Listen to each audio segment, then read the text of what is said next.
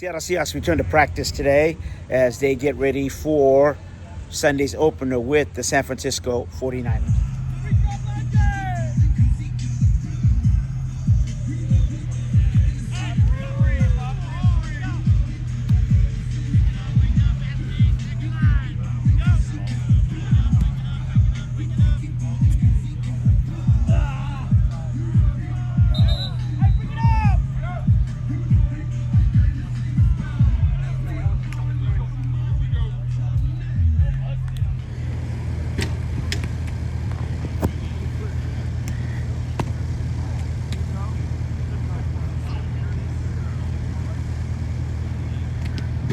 Jake Bobo back practicing.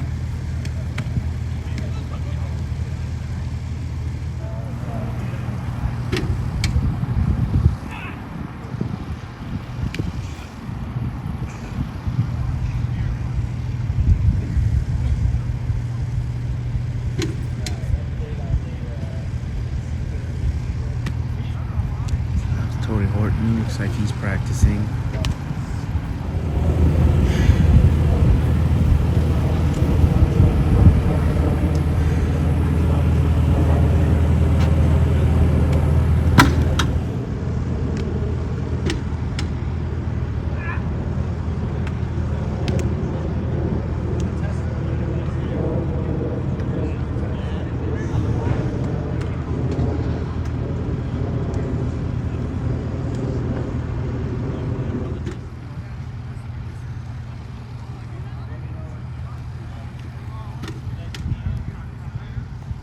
Notice they switch the field around.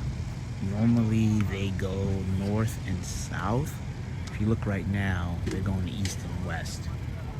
And one of the things that you can tell is you see where these video boards are.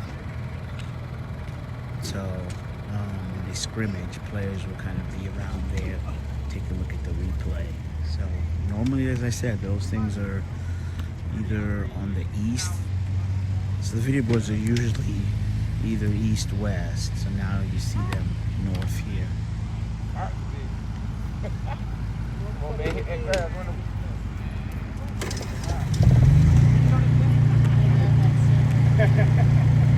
Thank you.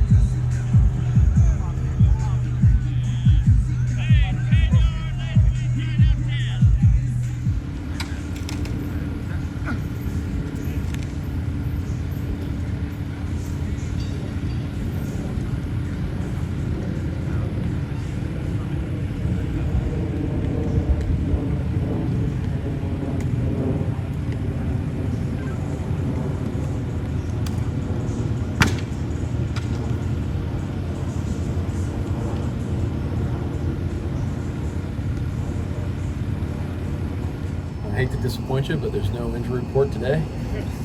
We'll let you know accordingly on Wednesday, so hope you respect that. But good work today, guys. We're back in the building, locked in. Really good day, and day off tomorrow, and kind of in normal in-season cadence at this point. I feel like the guys are going to have great spirit. Really proud of the connection we've built within our team. But it's one of those things where we're always going to be chasing. It's kind of like the joys in the process and in the journey. The destination will take care of itself. Going according to plan right now. So I've been around great play callers on those staffs, and I think what's interesting is the guys have different styles. I think as a play caller, you do have to learn your style of like what you're trying to create, and I think that's really important. Obviously, you're taking advantage of the guys like that give you the best chance to make a play and let them do things they do well. Again, there's a spectrum to this thing. You can try to be in the perfect call all the time, which is probably not the way to go. You can be in one call the whole game. That's probably not the way to go either. It's always going to be some sort of blend, and I think that's based off of just your personal philosophy and sticking to it.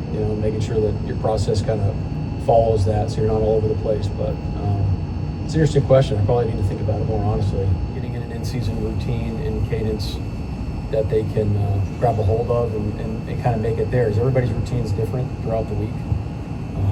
You got to kind of figure out what works for you, and that's our vets have been awesome with it. Our coaches are great, helping them out as best we can, but ultimately they have to figure out what works for those guys. It's a long season, but if you take it day by day, kind of period by period, stack those things, you'll get to week 13, 14, and it should just be another week. Torrey's done a great job. He's on it.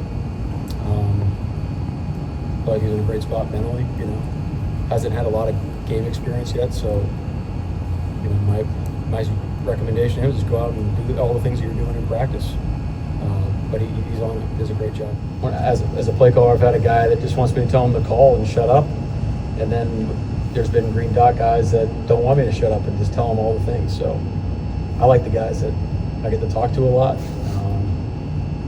But again, I think you got to have a feel for what they can handle, how they see the game. It's important to meet throughout the week and trying to get on the same page.